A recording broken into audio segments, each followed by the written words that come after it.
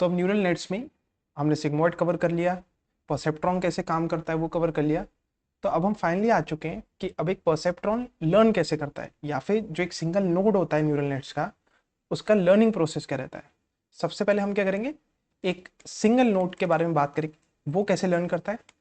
उसके बाद हम एन लेयर्स की बात करेंगे, कई सारे नोड्स को इकट्ठे लेंगे, उसकी लेयर्स बनाएंगे, वन बाय वन उसकी लेयर्स बनाएंगे, फिर उसके बाद उससे क्लासिफाई करेंगे। तो पहले सिंगल न्यूरॉन के बारे में बात करते हैं, फिर एन लेयर्स के बारे में बात करेंगे, और स्क्रैच से उसके बाद कोड भी करेंगे इस एन लेयर को। तो आगे बढ़ते हैं। अब लर्निंग का प्रोसेस कैसे होता है। लर्निंग का प्रोसेस हमारा होता है कि यहाँ पे कुछ z आता है। z क्या होता है हमारा, यहाँ पे जो भी इक्वेशन हमने ली है, ये हमारे यहाँ पे वेट्स हैं और ये हमारा बायस है, बायस एंड वेट्स। ये बायस और वेट्स आपको मालूम ही होंगे, ये मशीन लर्निंग में हम कवर कर चुके हैं। मशीन लर्निंग आनी चाहिए काफ़ी हद तक यहाँ तक पहुँचने के लिए। तो यहाँ पे फिर हम एक सिग्मॉइड फंक्शन में डालते हैं, फिर उसके बाद आप सिग्मॉइड डाल दिए या सॉफ्टमैक्स, जिसके बारे में हमने लास्ट टाइम बात करी थी, सॉफ्टमैक्स डाला, फिर उसके बाद हम 0 या 1 में क्लासीफाई करते हैं। लेकिन होता क्या है, जब आप कोई भी इनपुट्स डालते हैं तो कुछ एरर्स भी आते हैं। मान लीजिए यहाँ पे आना करेक्ट आंसर था हमारा 1 और हमने इसे क्लासीफाई कर दिया 0, तो ये तो गलत है, ये एरर है। तो इसी को न्यूरॉन लर्न करेगा कि हाँ यहाँ मैं गलत हूँ और मुझे कुछ चेंजेस करने हैं। और चेंजेस हमारे कहाँ होंगे, चेंजेस हमारे होंगे कुछ इस जगह, ये जो डब्लूज है, ये वेट्स और बायसेस चेंज करे जाएंगे। तो आगे बढ़ते हैं। ये प्रोसेस होता कैसे है, ये होता है हमारा बैक प्रोपोगेशन से। बैक प्रोपोगेशन की जो एल्गोरिदम है वो वर्क करती है। तो सबसे पहले क्या होगा, सबसे पहला पार्ट होगा इसका इनिशियलाइज W एंड B। ये क्या चीज़ है, आप शुरू में जब इक्वेशन बनाएंगे तो कुछ W's को आप इनिशियलाइज करेंगे, लेकिन रैंडम। अभी रैंडम क्यों इनिशियलाइज करेंगे, ये बात आपको जब पता चलेगी जब आप न्यूरल नेट्स वगैरह काफ़ी हद तक कवर कर चुके होंगे और एन लेयर्स न्यूरल नेट हमारा ओवर हो चुका होगा। उसके बाद बात करेंगे कि इसे रैंडम क्यों करा जाता है, कि हम सबको 0 या सबको 1 लेके क्यों नहीं चल सकते। ऐसे ही आपको बी को भी इनिशियलाइज करना है।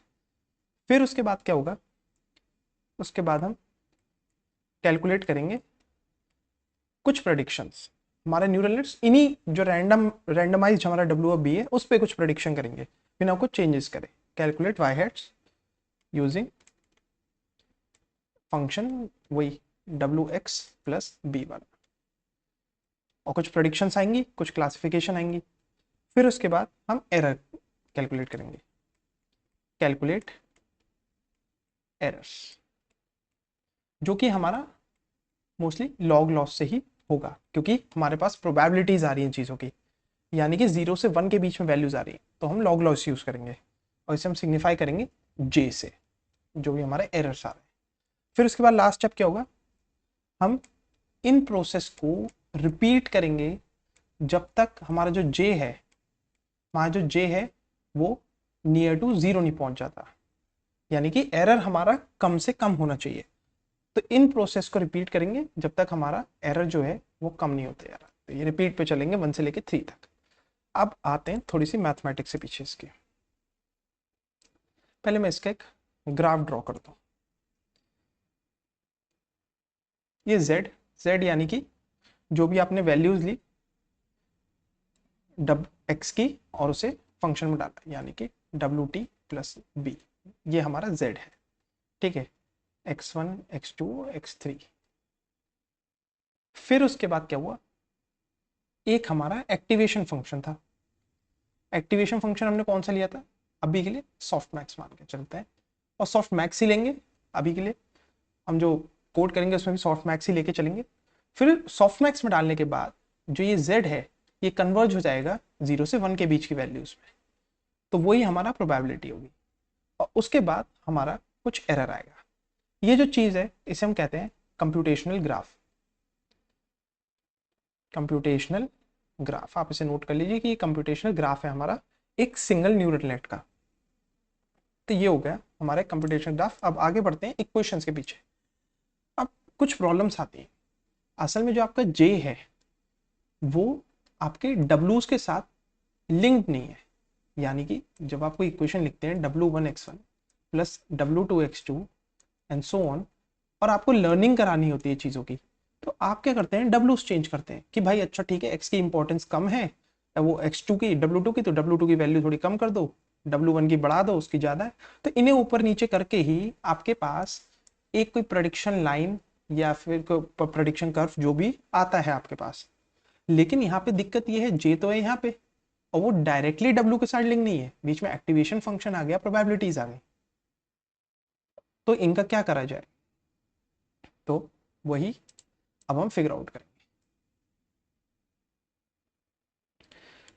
अब हमारा एरर कैसे लिखेंगे, एरर हम लिखेंगे कुछ इस तरीके से, D J by D P. Partial differential का सिंबल है ये, डी मान के चलिए वही डिफरेंशिएशन वाला। अब ये जो है ये हमारा कैलकुलेटेड आएगा, D J by D P calculated आएगा कैसे, लॉग लॉस को डिफरेंशिएट करके, सिंपल। ये तो हमारा पी के रिस्पेक्ट में आ गया। लेकिन दिक्कत क्या है, हमें जो रिक्वायर्ड चीज है वो है डी जे डी डब्ल्यू, कि डब्ल्यू के रिस्पेक्ट में डीजे कैसे चेंज हो रहा है, यानी कि जो एरर है वो डब्ल्यू के रिस्पेक्ट में कैसे चेंज हो रहा है। तो वही हम अब फिगर आउट करते हैं। एक चीज लिखता हूं मैं, D P by D Z. ये कैसे आई, ये आई जो हमारे पी है वो डायरेक्टली लिंक्ड है हमारे जेड से। एक्टिवेशन फंक्शन बीच में आ रहा है, लेकिन इवेंचुअली पी जो है हमारा डायरेक्टली लिंक्ड है जेड से, क्योंकि एक्टिवेशन फंक्शन के अंदर ही हमारा जेड रहता है, उससे कोई मतलब नहीं है। लेकिन डीपी जो है हमारा डीजेड से लिंक्ड है। ओके ठीक है, बढ़िया है। तो हम एक काम करते हैं, थोड़ा सा इक्वेशन को और टटोलते हैं। यह है, अब मैं इसे कैसे लिख सकता हूं, D J by D P. ठीक है, ये लिख दिया। उसके बाद मैंने क्या करा, D P by D Z. और एक चीज मैंने कहा, जो आपका जेड है वो है डब्ल्यू टी प्लस बी। तो क्यों हम इसे ऐसे नहीं लिख सकते, D Z by D W. अब आप इन सबको कैंसिल आउट करेंगे तो इवेंचुअली ये टर्म आएगी नहीं आएगी, बिल्कुल आएगी। असल में ये तरीका होता नहीं है चीज़ों, मैथमेटिक्स में एक्चुअल जो हायर मैथमेटिक्स होती है उसमें ऐसी चीज़ें करी नहीं आती। लेकिन for the sake of simplicity, उसे समझाने के लिए आप ऐसे काट पीट के समझिए कि हम ये रिजल्ट पे पहुंचते हैं। लेकिन इन दी एंड ये तरीका भी हमें जो रिजल्ट है वो सही देता है, जो हमारा डिजायर्ड रिजल्ट है डी जे बाई डब्ल्यू, ये चीज़ दे देती है। आप ये डायरेक्टली मैथमेटिक्स में कर नहीं सकते, ये डिपेंडेंसीज का खेल है, थोड़ा और डीप जाता है, ये हायर जाता है। लेकिन फिलहाल के लिए समझने के लिए हम ये काम कर रहे हैं। तो आगे बढ़ते हैं इसी में। अब हमारे पास ये चीज़ें आ गई, काफ़ी इंटरेस्टिंग। अब थोड़ा सा इसमें और आटा पीटी करते हैं। W equal to J by D Z. ठीक है, और ये आ गया हमारा D Z by D W, ये चीज़ आ गई। अब हम आते हैं अपनी बैक प्रोपोगेशन पे। मैंने क्या करा, सिंपली पी से पी काट दिए यहाँ पे और कुछ नहीं करा, और हमारे पास ये रिजल्ट आ गया। ठीक है, आगे बढ़ते हैं। अब यहाँ से हमारी बैक प्रोपोगेशन की एल्गोरिदम शुरू होती है। सबसे पहले हम फिगर आउट करते हैं, मैं एक बार लिख देता हूँ, बैक प्रोपोगेशन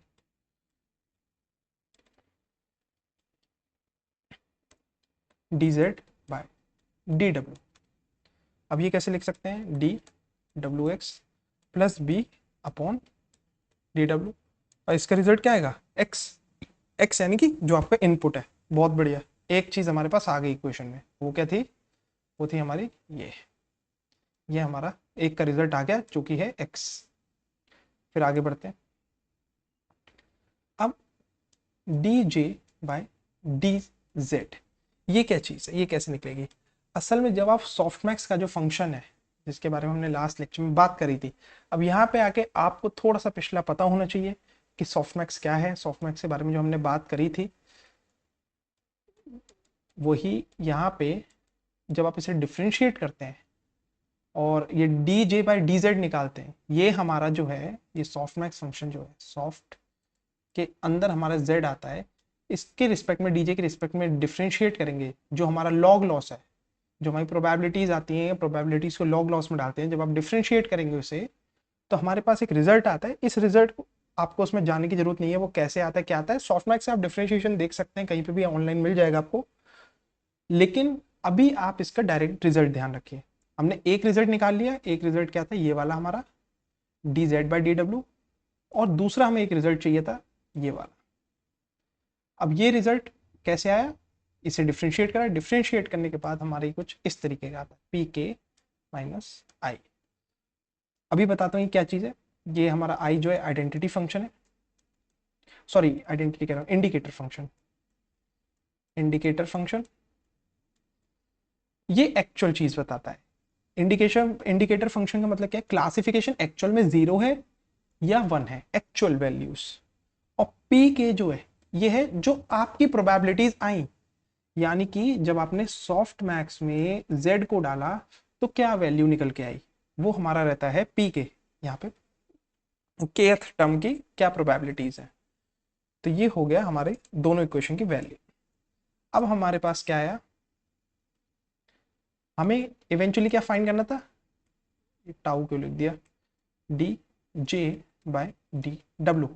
अब हमने इसको फिगर आउट करना था कि D J by D W क्यों आया है हमारा। ये क्यों करना था, क्योंकि हमें इवेंचुअली डब्ल्यूज में चेंजेस करने थे। और डब्ल्यूज में चेंजेस कैसे करेंगे हम, वो होंगे इस तरीके से, डब्ल्यू माइनस ईटा। ईटा यानी कि ये लर्निंग रेट है, लर्निंग रेट, और ये इक्वेशन ये मैं डब्ल्यू माइनस ये D J by D W जो लिख रहा हूँ, ये मैं ग्रेडियंट डिसेंट के लेक्चर में इसके बारे में बात कर चुका हूँ कि ये चीज़ कैसे आती है।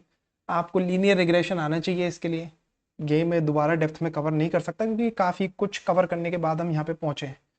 तो W minus learning rate into D J by D W. Eventually आपका जो डब्ल्यू है, कोई भी ith डब्ल्यू है, उसमें चेंजेस हो जाएंगे कि हाँ कम होना है या डब्ल्यू ज़्यादा होना है, इंपॉर्टेंस कम है या इंपॉर्टेंस ज़्यादा है। तो ये D J by D W की हमने इक्वेशन फिगर आउट करी कैसे, ये दो स्टेप्स लिए। ये दो स्टेप्स लेने के बाद हमने इन दोनों की वैल्यू निकाली। इन दोनों की वैल्यू निकालने के बाद अब हम इक्वेशन को कंपाइल करेंगे। ये हमारी फाइनल जो है लर्निंग इक्वेशन रहेगी, D J by D W equal to P minus actual Y, वही इंडिकेटर फंक्शन। अब मैं बात करूंगा कि इंडिकेटर फंक्शन क्यों लेते हैं, यहाँ पे आई क्यों आया था, उसी आई को मैंने यहाँ पे वाई लिख दिया कि एक्चुअल वाई क्या था, क्लासिफिकेशन बनता है 0 था, आई की जगह मैंने यहाँ वाई लिख दिया इंटू एक्स। वो हम देख चुके हैं कि कैसे आया था ये सब। ये दोनों वैल्यूज हमारी आ गई, आने के बाद हमारे पास डी जे और डी डब्ल्यू आ गया। यहाँ पे आप देख सकते हैं यहाँ एक्स है और यहाँ इंडिकेटर फंक्शन है, उन दोनों को हमने मल्टीप्लाई कर दिया, डी जे बाई डी डब्ल्यू आ गया। अब ये यूज करके हम आपको जितना मर्जी आप डब्ल्यूज में चेंजेस करिए। अब ऑब्वियसली बात है, प्रोबेबिलिटीज जो भी आई गिवन जो आपके प्रेडिक्शन से आई माइनस जो एक्चुअल है इंटू एक्स, और आपके पास एक डब्ल्यू की वैल्यू आ जाएगी। इतना सही काम था। ये रहती है हमारी बैक प्रोपोगेशन। बैक प्रोपोगेशन कैसे रहता है ये,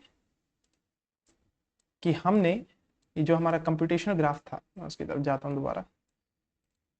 हमारे पास डीजे के कुछ रिजल्ट्स आए, पहले डालने पे z में x की वैल्यू डाली, कुछ फंक्शन एक्टिवेशन फंक्शन में डाला, प्रोबेबिलिटीज आई, फिर उसके बाद कुछ एरर्स आए, और एरर्स के बिना पे एरर्स को यूज करके हमने दोबारा से पीछे प्रोपोगेट किया, यानी कि बैक प्रोपोगेट किया, डब्ल्यूज में चेंजेस करे, फिर दोबारा ये प्रोसेस रिपीट करा हमने। यहाँ पे ये प्रोसेस फिर रिपीट हुआ, फिर गए, फिर एरर्स आए, फिर उसके बाद बैक प्रोपोगेट करे, फिर कुछ चेंजेस करे, फिर आगे बढ़े, फिर दोबारा से एरर्स आए, और ये जब तक करेंगे जब तक हमारे एरर मिनिमाइज नहीं हो जाते। और ये हमारे 4 स्टेप जो हमने शुरू में डिस्कस करे थे, ये उनके बारे में। और हम इक्वेशन समझ गए कि ये चीज़ें कैसे आती हैं, कैसे कैसे इनका रिजल्ट निकाला जाता है। एक चीज़ और डिस्कस करते हैं कि जो आई है यहाँ पे, जो वाई है, इसका क्या सिग्निफिकेंस है आने का। इसका सिग्निफिकेंस आने का कुछ इस तरीके का है, मान लीजिए आप 3 की क्लासिफिकेशन कर रहे हैं, कुछ 0 1 और 0 आया, ये रहा। यानी कि मान लीजिए ऐसे 3 न्यूरल नेट्स थे और 3 टाइप की क्लासिफिकेशन होनी थी, तो हमने यहाँ पे 0 या 1 0 या 1 0 या 1, तीनों इकट्ठे तो 1 नहीं हो सकते, ऐसा नहीं है, क्योंकि इन तीनों में से कोई एक ही क्लासिफिकेशन है। मान लीजिए ये डॉग का है, ये कैट का है, ये माउस का है, या तो माउस है या कैट है या डॉग है। तो मान लीजिए एक्चुअल में कैट थी, हम कुछ कंप्यूटर विजन का काम कर रहे हैं और प्रेडिक्शन आई हमारी एक्चुअल में कैट थी, और प्रेडिक्शन हमारी कुछ इस तरीके से आई, जो प्रोबेबिलिटीज आई 0.4 और 0.3 और 0. और कितना बच्चा साहब 0.2 मान लीजिए ये आई। एक काम करते हैं, हाँ ठीक है, तो ये हमारे पास आई वैल्यूज। अब होगा क्या, जब आप ये जो हमारी आई हुई प्रोबेबिलिटीज हैं और जो गिवन वाई है इनको माइनस करेंगे, तो आपके पास आएगा 0.4 माइनस 0.7 और 0.2। अब इससे क्या होगा, माइनस करने से आपको पता चल जाएगा कि एक्चुअल में जो ये वैल्यूज है ये कितनी दूर है एक्चुअल प्रेडिक्शन से। ये जो प्रेडिक्टेड वैल्यूज है आपकी कितनी दूर है एक्चुअल प्रेडिक्टेड वैल्यू से।